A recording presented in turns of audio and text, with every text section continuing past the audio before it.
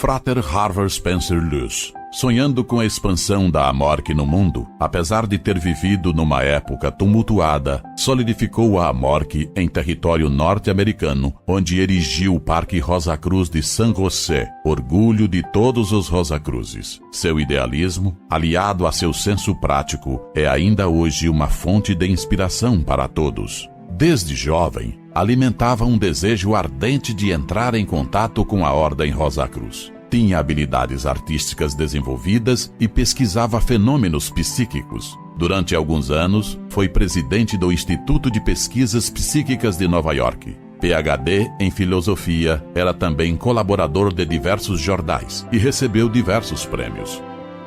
Certo dia, sentiu um forte impulso de escrever a um editor de jornal francês. A carta fazia basicamente esta pergunta: onde posso conseguir os meios que me permitam encontrar a Rosacruzes? Algum tempo depois recebeu essa resposta do editor: se você vier a Paris e achar conveniente visitar o senhor professor de línguas no número 10 do Boulevard Saint-Germain, talvez ele possa dizer-lhe algo sobre o assunto em que está interessado. Guardou a carta cuidadosamente, embora as perspectivas de ir a Paris fossem bem pequenas. Surpreendentemente, na semana seguinte, recebe de seu pai um convite totalmente inesperado, que lhe deu a tão desejada oportunidade de visitar várias cidades francesas, inclusive Paris.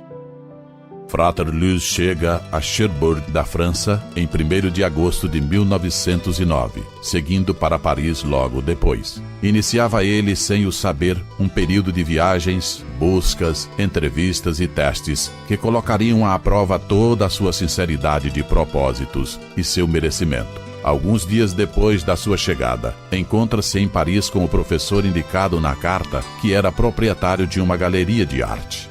Nesta entrevista, recebe apenas algumas vagas instruções para viajar para o sul da França, a fim de prosseguir em sua busca pelos Rosacruzes. Sem que ele soubesse, era mais um teste de merecimento pelo qual estava passando. No dia 10 de agosto de 1909, embarca em um trem com destino a Toulouse. Ali, no local hoje ocupado pelo gabinete do prefeito da cidade e conhecido como a Galeria dos Ilustres, no Capitólio, recebe uma mensagem de um desconhecido, o fotógrafo Clovis Lassalle, que o orienta a caminhar ao longo de um certo boulevard. Assim chegou aos subúrbios da cidade, na parte da antiga vila romana de Tolosa, e viu a velha torre. Soou a sineta, a porta se entreabriu, mas ninguém apareceu. Finalmente, ele empurrou a porta e entrou. Havia uma velha escadaria à sua frente. Chamou e alguém respondeu de um andar superior: "Entre, entre." Spencer Lewis foi recebido por um homem idoso, vestido com um manto branco com alguns símbolos. Era o grande arquivista da Ordem Rosacruz, que após explicar-lhe a razão de todos os testes por que havia passado nos últimos dias, informou-lhe de que havia enfim encontrado a Ordem Rosa Cruz e estava prestes a ser nela admitido. Desde então, o Donjon de Toulouse passou a ser o símbolo do atual ciclo de atividades da Ordem Rosa Cruz. No entanto, o Donjon de Toulouse não foi propriamente o local onde se deu a iniciação de Harvard Spencer Lewis. O verdadeiro local, por exigência de seus iniciadores, deverá permanecer secreto. Na tarde daquele histórico dia 12 de agosto de 1909, Spencer Lewis dirigiu-se, conforme instruído, a outro edifício, onde foi informado de que se encontraria com os oficiais da grande loja Rosa Cruz ao pôr do sol.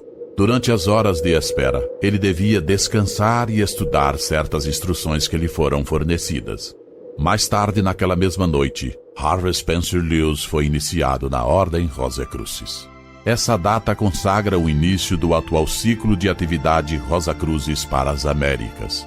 Spencer Lewis permaneceu em Toulouse uma semana. Durante esse tempo, participou de um grande número de palestras, demonstrações, experimentos e sessões privativas. No dia em que deixou Toulouse, recebeu uma quantidade considerável de documentos que o capacitavam a iniciar o trabalho de fazer renascer a Ordem Rosa Cruz na América.